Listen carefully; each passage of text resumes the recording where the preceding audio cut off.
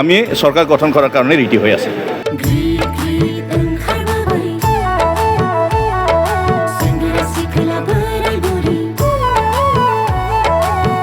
ब्रैनं Jamduar बियाबाव BPF नि बिजाथि William नार्जारिखौ दुंब्रुदै बरायदों। ब्रैनं Jamduar बियाबाव BPF दोलोआ देरहानाया रोखा जाबाय।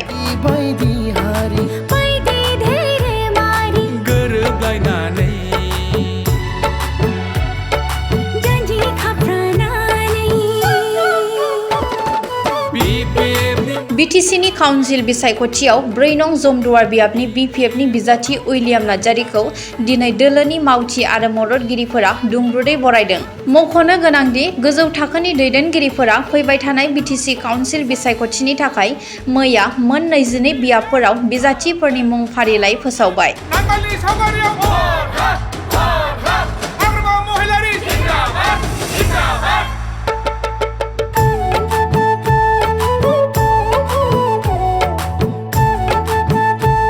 उइलियाम नार्जारिखौ दामग्रा देग्रा आगजुफोरजों दामनानै मोसानानै बरायदों। ब्रैनं जमदुवार बियाबनि BPF दोलोनि मावथि आरो मददगिरिफोरा उइलियाम नार्जारिखौ आर'नाइ फान्सि आरो फुलम गामसाजों बरायदों। बेनि गेजेरावनो उइलियाम नार्जारिया BPF दोलोनि बारग' चिफ मानगोनां हाग्रामा महिलारिजों लोगोसे बिजाथि सायख' आफादखौ साबायखर बावो।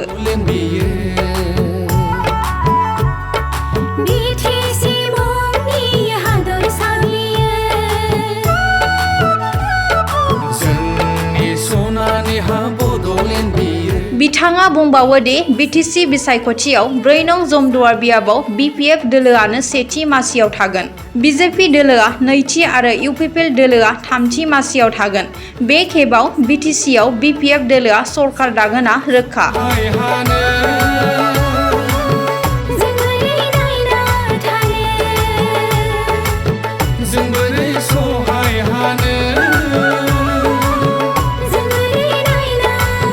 সকলৰ শ্ৰদ্ধা আমাৰ সন্মানীয় শ্ৰীযুত হাগ্ৰামা মহিলাৰী দেৱক মই বিশেষ অন্তৰৰ ধন্যবাদ জ্ঞাপন কৰিছোঁ।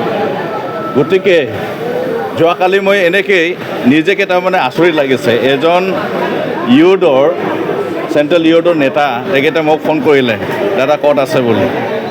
মই ক'লোঁ মই ঘৰত আছে। ক'লে যে আপুনি ৰিজাল্টটো পাইছে নে? কি ৰিজাল্ট বুলি? কংগ্ৰেচুলেশ্যন বুলি ক'লে। তাৰপিছত মই আচৰিত লাগিল যে ৰিজাল্টটো ওলাই গ'ল। তাৰপিছত মোৰ ভাষা নাই এনেকৈ যে যেনিবা যোৱাকালি মই প্ৰেছ মিট দিম বুলি ভাবিছিলোঁ, কিন্তু আজি আপোনালোকক লগ পাই আৰু যেনেকৈ তাৰমানে উল্লাহ আমাৰ যেনেকৈ জুমদাৰ ব্লকটো যেনেকৈ তাৰমানে ইমান মনত খুচিৰে যে আজি মোক আদৰি লৈছে তাৰ ভাষা নাই।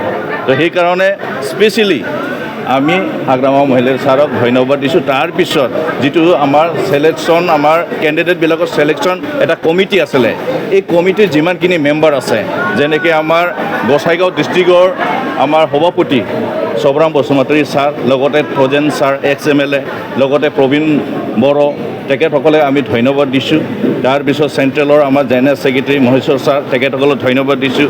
তাৰ লগত আমাৰ জুমদাৰ ব্লকৰ আমাৰ যিমানখিনি আমাৰ প্ৰেচিডেণ্ট ছেক্ৰেটাৰীৰ লগত যিমান পৰ্যায়ত আমাৰ বিষয় বিভাগসকল আছে তেখেতসকলক ধন্যবাদ দিছোঁ। যিমান চেলৰ আমাৰ নেতাসকল আছে তেখেতসকলক আমি ধন্যবাদ জ্ঞাপন কৰিছোঁ, কিয়নো তেখেতসকলৰ মৰম, তেখেতসকলৰ আশীৰ্বাদ আজি আমি পাবলৈ সক্ষম হৈছোঁ। কি ক'ব ইলেকশ্যনৰ বেছি দিন নাই, আপোনালোকৰ কেনেকুৱা ফলাফল হ'ব বুলি আপুনি ভাবে? চাওক, মই সেইটোৱে ক'ব বিচাৰি, যোৱাকালি আমাৰ সন্মানীয় আমাৰ শ্ৰীযুত হাগ্ৰামা মহিলাৰী ছাৰে কৈছে যে আমি সঁচাকৈ ৰাইজৰ মৰম আজি আমি পাবলৈ সক্ষম হৈছে আৰু চৰকাৰ গঠন কৰাটো 100%, কিন্তু কিমান পাব সেইটো তাৰমানে কোৱাটো ঠিক নহয় বুলি কৈছে। ময়ো সেইটোৱে ক'ম, চৰকাৰ গঠন কৰিব 100%, কিন্তু কিমান পাব সেইটো মোৰ কোৱাটো ঠিক নহ'ব। কিন্তু আমাৰ তাৰমানে ছিংগল চৰকাৰ গঠন কৰিব পাৰিব, সেইটো ৰাইজে আশীৰ্বাদ মোটামুটি দিবলৈ ৰাজি। কেতিয়া ইলেকশ্যন হ'ব সেইটো ৰখি আছে। জমদাৰ সমষ্টিত কি হ'ব আপোনালোকৰ? জুমদাৰ সমষ্টি আপোনালোকৰ নিশ্চয় ৰিপৰ্টাৰ হিচাপে অলপ হ'লেও গম পায়। গতিকে ৰিপৰ্টাৰ পৰা মই ফিডবেক পাই আছোঁ, ৰাইজৰ পৰা ফিডবেক পাই আছোঁ, ইণ্টেলেকশ্যন পৰা আমি ফিডবেক পাই আছোঁ, সকলো তাৰমানে এংগেলৰ পৰা আমি ফিডবেক পাই আছোঁ। এনেকেই তাৰমানে মৰম তাৰমানে দিবৰ কাৰণে ৰেডি হৈ আছে জুমদাৰ সমষ্টি BPF-ৰ যিমান ছাপৰ্টাৰ আছে। আৰু এনেকেই এবাৰ চাইলেণ্ট ভোট আহিব, গতিকে সেইটো ৰিজাল্ট এডভান্স ক'ব পাৰোঁ যে জুমদাৰ সমষ্টিৰ যিমান আমাৰ ভোটাৰ আছে তেখেতসকলে আজিৰ দিনত জয়ী হৈ আছে BPF-ৰ। মূল প্ৰতিনিধি কোন হ'ব বুলি ভাবে, কোন দল? সেইটো যেনেকৈ কৈ আছে আপোনাৰ ক'ব গ'লে তাৰমানে 1 নম্বৰটো BPF, 2 নম্বৰটো BJP, 3 নম্বৰটো আপোনাৰ UPPL। ঠিক তেনেকৈ তাতেও তেনেকৈ হৈ আছে, কিয়নো UPPL-ৰ কি হৈ আছে আপোনালোকৰ নিশ্চয় গম পায়, ৰাইজেও গম পায়, ভোটাৰ্ছেও গম পায়। সেইকাৰণে তেখেতসকলৰ তাৰমানে ওপৰত তাৰমানে আস্থাটো কমি গৈছে। তো গতিকে ইয়াত কাৰ লগত প্ৰতিনিধি হ'ব সেইটো তাৰমানে সময়ই ক'ব।